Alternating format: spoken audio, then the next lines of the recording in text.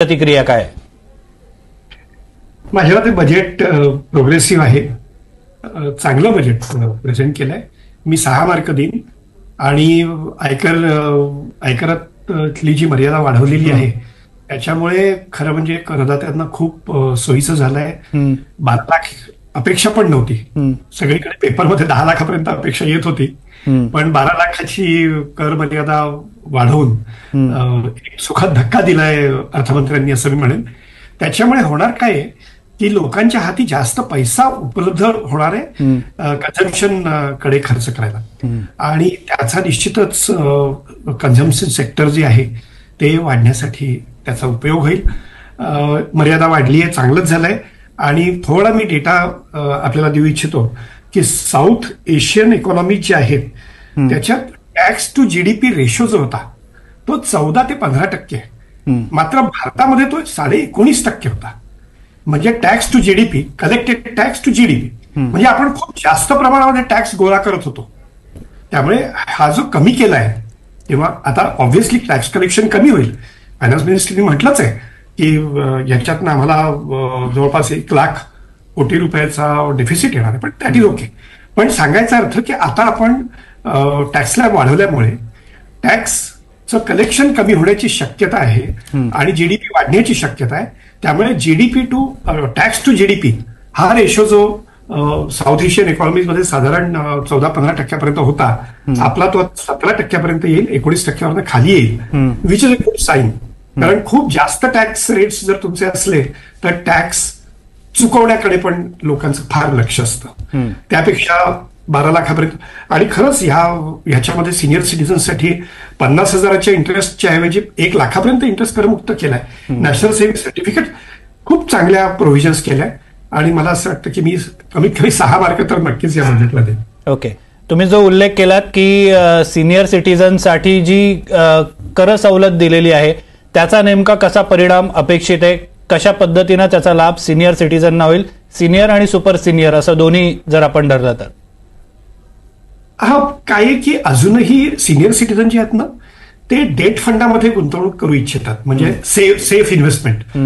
तर national saving certificate खूप मोठ्या प्रमाणावर त्याच्यात गुंतवणूक केली जाते, पीपीएफ मध्ये गुंतवणूक केली जाते. या सगळ्या ज्या योजना आहेत किंवा बँक फिक्स्ड डिपॉझिट्स, खूप मोठ्या प्रमाणावर सिनियर सिटीजन्स हे बँक फिक्स्ड डिपॉझिटकडे वळतात. आणि आपण बघितलं असेल की 2-3 महिन्यापूर्वी फायनान्स मिनिस्टरनीच अनाउन्समेंट केली होती की बँकांचे डिपॉझिट्स कमी होत आहेत, किंबहुना हव्या त्या प्रमाणात वाढत नाहीयेत.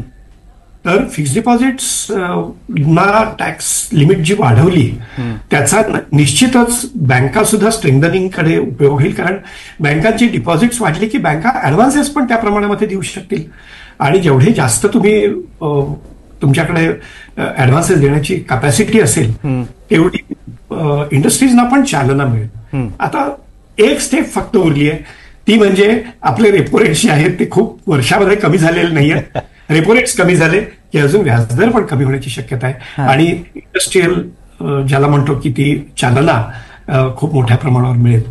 तर सिनियर सिटीजन्सना रिलीफ आहे, इन जनरल लोकांना रिलीफ आहे. 16 लाख 12 लाखापर्यंत टॅक्स भरायचा आणि न्यू टॅक्स रिजिममध्ये.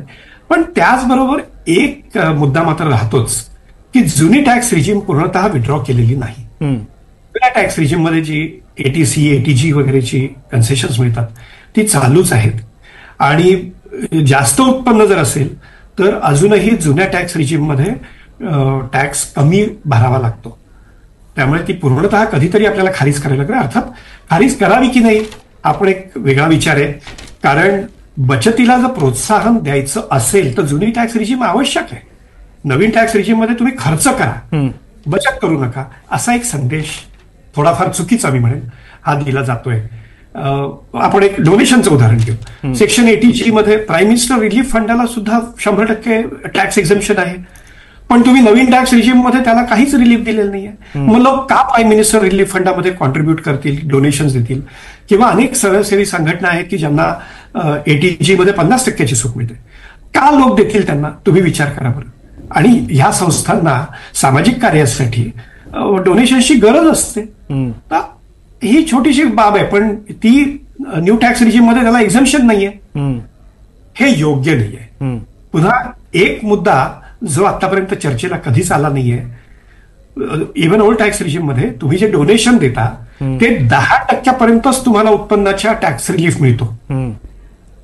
उदाहरण द्यायचं म्हणजे एखाद्याचं समजा 20 लाख उत्पन्न असेल आणि त्यांनी जर कोणाला 2 लाख रुपये डोनेशन दिलं, म्हणजे 2 लाखाच्या वर डोनेशन दिलं, त्याला टॅक्स रिलीफच मिळत नाही.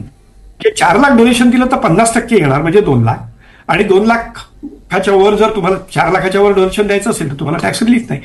हे अत्यंत चुकीचं आहे. Okay, basically this needs to be rectified. जसं प्राईम मिनिस्टर रिलीफ फंडाला 100% टॅक्स रिलीफ आहे आणि हा क्लॉज लागू नाहीये.